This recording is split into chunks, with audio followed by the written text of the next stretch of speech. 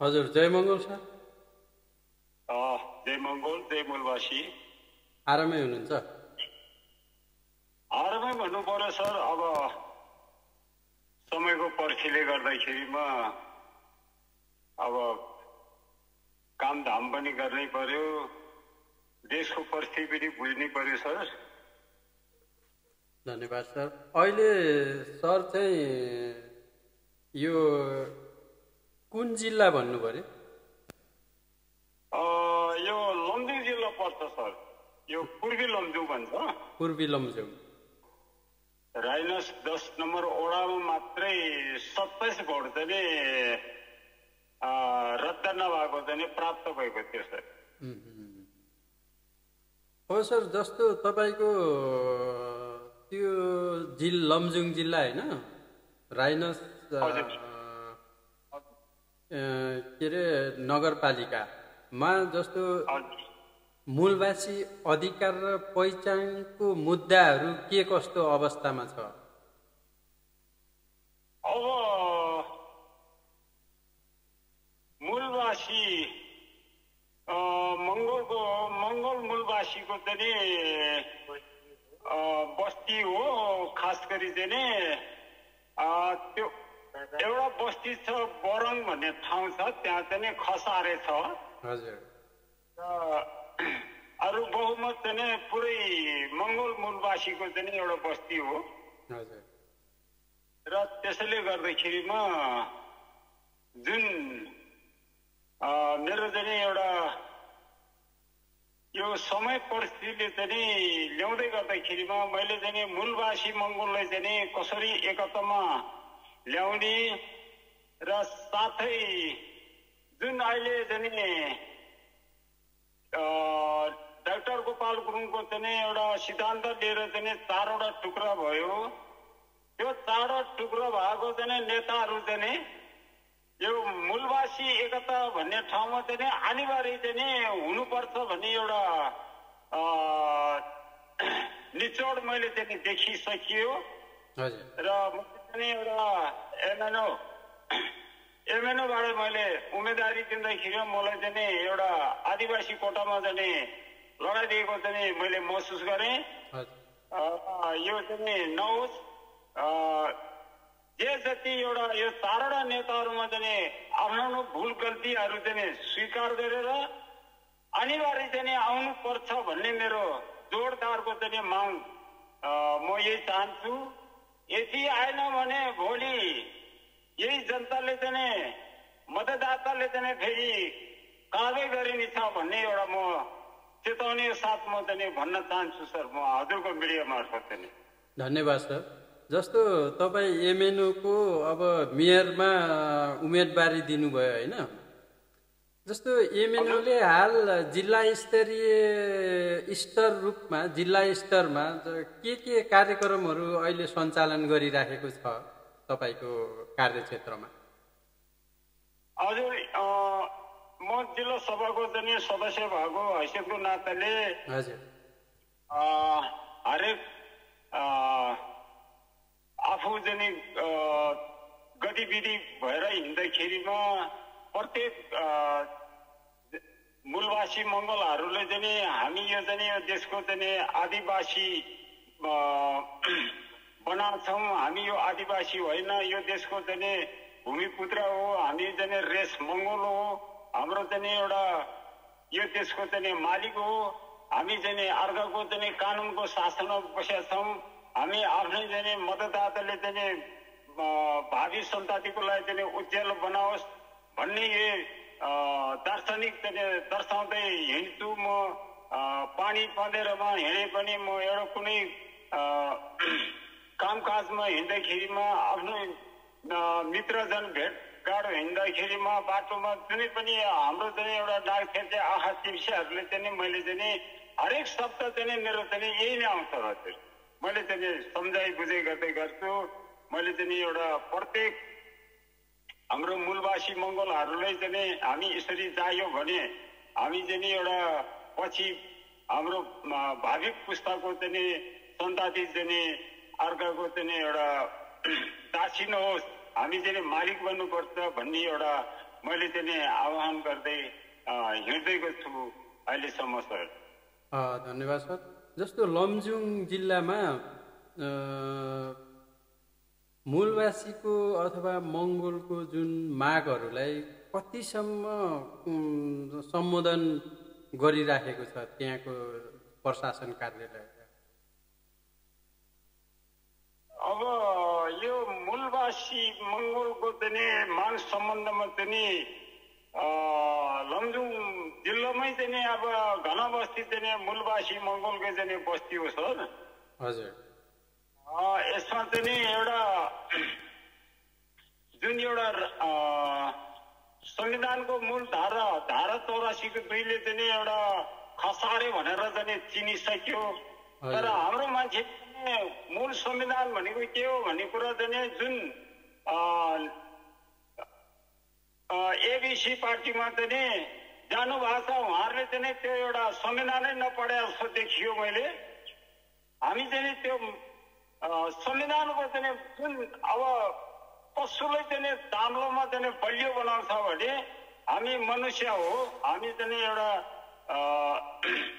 मानवको चाहिँ एउटा अस्तित्व चाहिँ एउटा जुन मूल कानुनमा चाहिँ राख्नुपर्ने चाहिँ हामीले चाहिँ विभेद वर्ण विधि नीति राखेर चाहिँ भावी पुस्तालाई पनि चाहिँ लखेल्ने दिन आइसक्यो। अहिले चाहिँ 2 कितामा जुन 4% को चाहिँ खसारेले पनि 2% आरएले पनि 4% को आरएले चाहिँ 2% ले चाहिँ अहिले चाहिँ 2 कितामा जानुपर्छ भनेर चाहिँ ठोक्क साथ अहिले चाहिँ सामाजिक सञ्जाल मिडियामा दिइसकेका छन्। तर हाम्रो माथि चेतना आउने कि नआउने, अब चाहिँ हाम्रो एउटा वर्ण भएको व्यक्ति चाहिँ कुन कितामा रोज्ने त्यो अनिवार्य दिन आइसक्यो। अब यसमा पनि जाग्न सकेन भने चाहिँ आफू चाहिँ एउटा त्यो भात मात्र खाएर टोयलेटभरि हागेर मात्रै काम छैन। यो अहिलेको परिस्थिति अवस्थामा चाहिँ अब विश्व भू राजनीति पनि किन त्यही अस्तित्वको लडाइँ गरिरहेको हो। तर जुन हाम्रो देशमा अहिले भू राजनीतिको चाहिँ एउटा चपेटामा परिरहेछौँ र अहिले चाहिँ एउटा विदेशीले चाहिँ चलखेल गरेर हाम्रो यो देशको चाहिँ रणभूमि बनाउने स्थिति बनाइसकेको छ र हाम्रो मान्छे जाग्ने कि नजाग्ने भन्ने एउटा त्यो धारणा चाहिँ अब चाहिँ जाडे नै जागरुक हुनुपर्छ भन्ने मेरो मान्यता रहेको छ। जस्तो सर अब हुने चुनाव अन्तरिम संविधानको जुन फागुन 21 गते भनिराखेको छ। अब आउने फागुन 21 गतेको चुनावमा तपाईँ उम्मेदवारी दिनुहुन्छ या तपाईँ एउटा कार्यकर्ता भएर मात्रै बस्नुहुन्छ? के छ तपाईँको अब आउने फागुन 21 को जुन संविधान सभाको चुनावमा? मेरो बुझाइले चाहिँ अहिलेको परिस्थितिमा चाहिँ जुन जति पनि मूलवासी मङ्गोलहरूको चाहिँ एउटा लिडर 4वटा त्यही डाक्टर गोपाल गुरुङको चाहिँ सिद्धान्त लिएर 4वटा टुक्रो भएको छ। उहाँहरू चाहिँ एकतामा नआएसम्म चाहिँ यो देशको चाहिँ एउटा मूलवासी मङ्गोल एकता नभएसम्म चाहिँ काम छैन। एकता हुनु चाहिँ जरुरी छ। यो 4वटा नेता चाहिँ नआए सुखै पाउँदैन, आउनुपर्छ। आफ्नो हिजोको पहिलाको चाहिँ कमी के अरे गल्ती कमी कमजोरीहरू चाहिँ सुधार गर्नुपर्छ। यदि चाहिँ उहाँहरू चाहिँ आफै चाहिँ हट भएर बस्यो भने भोलि चाहिँ केपी ओली र शेरबहादुर देउवाहरूको चाहिँ जस्तो चाहिँ पारा चाहिँ हुनु नपरोस् भन्ने म एउटा सन्देश दिन चाहन्छु। धन्यवाद सर। जस्तो तपाईँ जस्तो एमएनएको जिल्ला अध्यक्षको रूपमा तपाईँ आउनुभयो भने होइन, त्यहाँको मेयरको रूपमा तपाईँ आउनुभयो भने तपाईँले त्यहाँ के कस्तो योजनाहरू अगाडि सार्नुहुन्छ, ल्याउनुहुन्छ? सर्वप्रथम त त्यो भोलि समयले चाहिँ मलाई तपाईँ चाहिँ जिल्लाको अध्यक्ष हुनुपर्छ भनेर चाहिँ एउटा मूलवासी मङ्गोलहरूको चाहिँ आवाज आयो खण्डमा। र पहिला सर्वप्रथम त मूलवासी मङ्गोल एबिसी पार्टीमा जानेहरू जुनसुकै पार्टीमा गए पनि त्यो पार्टीको चाहिँ एउटा नेतृत्वकर्ताहरू पनि यो मूलवासी मङ्गोलको चाहिँ एकता नआएसम्म मैले चाहिँ एउटा जिल्लाको पद चाहिँ अध्यक्षमा दावेदारको पद चाहिँ म दिन सक्दिनँ। किन एकता नभए सक्दिन, गाह्रो छ। सबभन्दा ठुलो चाहिँ एउटा पद भन्दा पनि एउटा आफ्नो मतको चाहिँ एउटा नभएसम्म चाहिँ काम छैन। हेर्नुहोस्, नामत मतदान, मत मिलेको सबै कुरा चाहिँ काम लाग्छ, मत नमिलेपछि कुनै पनि काम बन्न सक्दैन सर। जस्तो अहिले तपाईँले भनिराख्नुभयो यो एमएनओको 4वटा दलहरू चाहिँ एक ठाउँमा आउनुपर्छ भन्नुभयो, 4वटा सङ्गठनहरू होइन सर। त्यस्तै तपाईँ त्यहाँ चुनाव लड्दाखेरि अन्य अरू दलहरूसँग पनि सहकार्य गर्नुभयो कि एक्लै लड्नुभएको छ? हजुर, जस्तो अहिले हजुरले भन्नुभयो नि त हाम्रो यो एमएनओ सङ्गठनहरू एक ठाउँमा आउनुपर्छ भनेर अहिले हजुरले भनिराख्दा तपाईँ पहिला विगतमा चुनावमा लड्नुभयो, त्यति बेला अरू दलहरूसँग सहकार्य गर्नुभएको थियो या एक्लै लड्नु भएको थियो? एमएनओ चुनावमा लड्दाखेरिमा अरू कुनै एबिसी पार्टीसँग दलसँग पनि सम्पर्क पनि गठबन्धन पनि गर्नेवाला पनि होइन पनि। यो सिङ्गल लड्ने एउटा दल हो र यसले गर्दाखेरिमा त्यो कुनै गठबन्धनको आवश्यकता पर्दैन सर। यो जब हाम्रो मूलवासी मङ्गोलले चाहिँ नबुझीसम्म चाहिँ गठबन्धन हुने सङ्गठन पनि होइन। यो सङ्गठन भनेको चाहिँ एक्लो मूलवासी मङ्गोलको चाहिँ एक्लो चाहिँ सङ्गठन हो। त्यसले गर्दाखेरिमा हामी सिङ्गलको अब खसारेसँग चाहिँ हामी सिङ्गल लड्ने चाहिँ सङ्गठन हो सर। जस्तो यहाँ अहिले के छ भने हाम्रो जति पनि यो जस्तो मूलवासी मङ्गोल अथवा मङ्गोल मूलवासी भनेर जति पनि मान्छेहरूले आवाज उठाइराखेका छन्, उहाँहरूलाई चाहिँ राज्य सत्ताबाट चाहिँ यो चाहिँ साम्प्रदायिकता भयो भनेर चाहिँ आरोप आइरहेको छ। यसको बारेमा तपाईँले के भन्नुहुन्छ? साम्प्रदायिकता उनीहरूले गरे हो नि सर। मूलवासी मङ्गोलले त जात जाति भन्दैन, हाम्रो चाहिँ मूलवासी एक हौँ भनेर चाहिँ एउटा जति पनि उनीहरू खसारे पनि एउटा यो देशको चाहिँ एउटा मानव अस्तित्वमा चाहिँ बस्ने हामी एउटा वर्ण नीति लागू गरेर हामीले चाहिँ सम्प्रदाय बनाउने। तर सम्प्रदाय बनाउँदा उनीहरू एकल नस्ल शासनले गरेका छन् त सर। त्यो त हामीले त वर्णभिधि गरेको छैन नि त सर। हामी त कानुनमै चाहिँ हाम्रो चाहिँ माथि मानवको अस्तित्व राखेको छैन। मानवको अस्तित्व नराख्ने मान्छेले चाहिँ कसरी चाहिँ नसलियो भन्ने चाहिँ एउटा सम्प्रदाय भन्न मिल्छ। सम्प्रदाय त उनीहरूले गरिसकेका छन् सर। हामीले चाहिँ एकल नस्लीयवादको चाहिँ शासन चलाएर चाहिँ कतिसम्म बस्न सकिन्छ, चलाउन सकिन्छ उनीहरूको चाहिँ अब निचोड चाहिँ उनीहरू चाहिँ दुई चित्तमा आइसक्यो भनेपछि उनीहरूको चाहिँ जति पनि हिजो सिटमा जानलाई उनीहरू आफै चाहिँ एउटा निल्ने घाँटी चाहिँ एउटै हातको चाहिँ 5वटा औँला बनाएर चाहिँ पार्टी खोलेर बस्नेहरू अहिले चाहिँ एउटा कित्तामा नआए सुखै छैन। उनीहरू पनि हाम्रो मूलवासी मङ्गोल पनि एउटा एक कित्तामा नआएसँग काम छैन सर। जस्तो अहिले राज्य सत्ताबाट आरोप आइरहेको छ नि सर, यो मङ्गोल भन्ने मान्छेहरू चाहिँ विदेशी हो, मङ्गोलियाबाट आएको, त्यतै जानुपर्छ भनेर जुन आरोप आइरहेको छ राज्य सत्ताबाट अथवा खसार्यहरूबाट जुन आरोप आइरहेको छ, त्यो आरोपलाई तपाईँले कसरी चिरफार गर्नुहुन्छ? मङ्गोलियाबाट आएको भने प्रमाण दिनु पर्यो नि त। हिजो चाहिँ एउटा मङ्गोलिया भनेको देशको मान्छे मङ्गोलिया भनिन्छ भने चाइनामा बस्ने चिनिया भन्छ, थाइल्यान्ड भन्छ भने हामी यो देशको चाहिँ एउटा हिजो 1 करोड 10 लाख अगाडिको चाहिँ उत्पत्ति दक्षिण एसियाको चाहिँ 1 करोड 10 लाख अगाडि उत्पत्ति भएको चाहिँ थलोको मान्छेले कसरी चाहिँ मङ्गोलिया भन्न मिल्छ? प्रमाण चाहियो नि त। हाम्रो त बगैँचा चाहिँ एउटा संयुक्त राष्ट्रसङ्घको चाहिँ बडापत्र पनि इन्डिजिनियस पिपुल ओरिजिनल भनेर चाहिँ एउटा लेखिसकेको छ। कसरी उनीहरूले चाहिँ यहाँ चाहिँ अहिले त्यो एउटा फटाहा कुरा गरेर मिल्छ? फटाएर त जे पनि बोल्छ नि सर। मान्छेले फटाएर यहाँ अहिले चाहिँ हाम्रो टुक्रै टुक्रा बनाएको कारण दिने हो।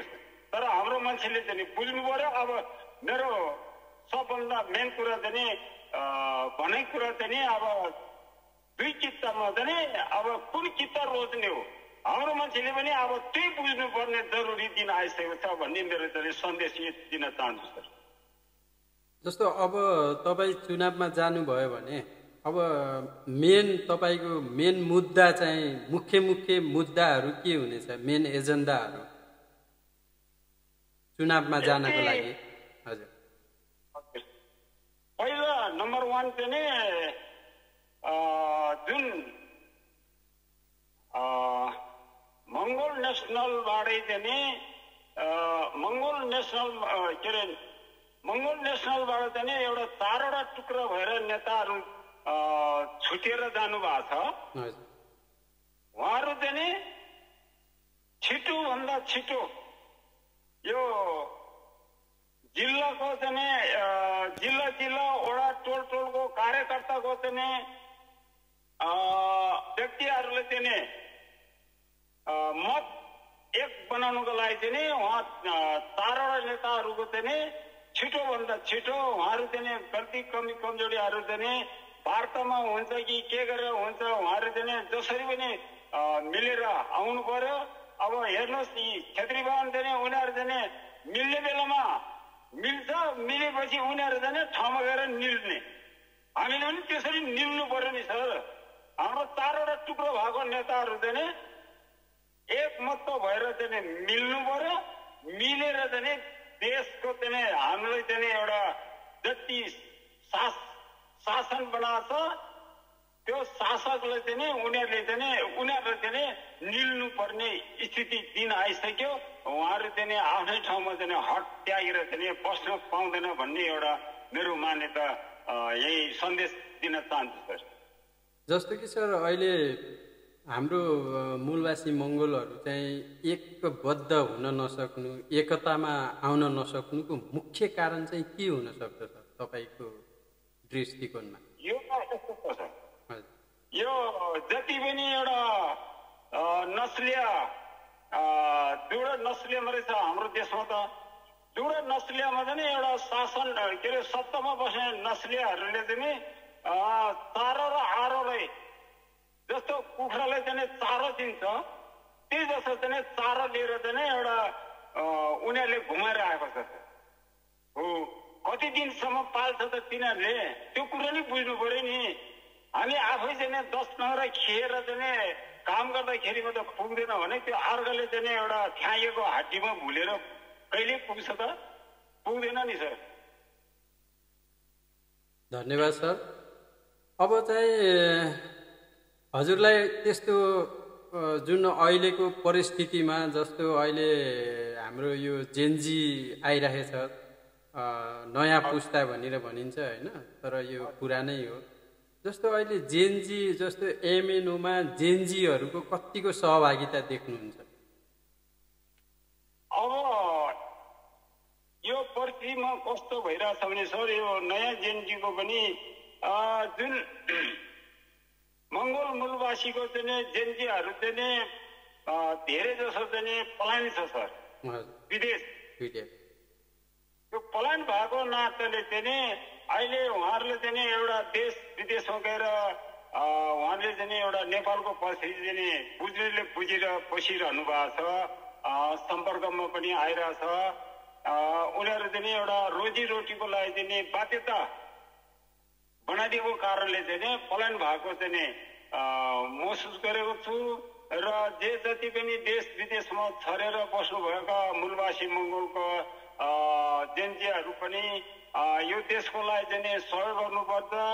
भोलि फर्केर आउने त यही आफ्नो मातृभूमिमा हो र मातृभूमिलाई कसरी चाहिँ माया गर्नुपर्छ, आफ्नो घरलाई पनि माया गर्नुपर्छ र सम्पूर्ण बा आमाहरूले पनि कसरी माया गर्नुपर्छ भन्ने एउटा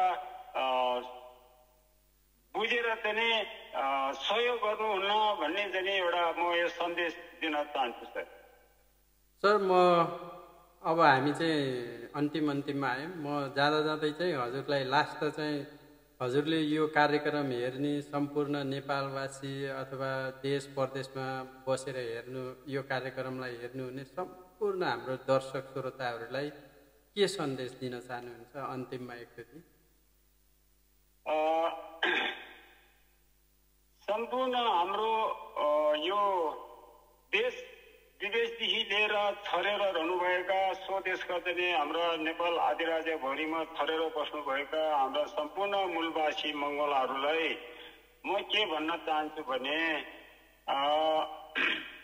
हाम्रो एउटा यो 4 वटा नेताहरू पनि एक ठाउँमा आउनुहुनेछ।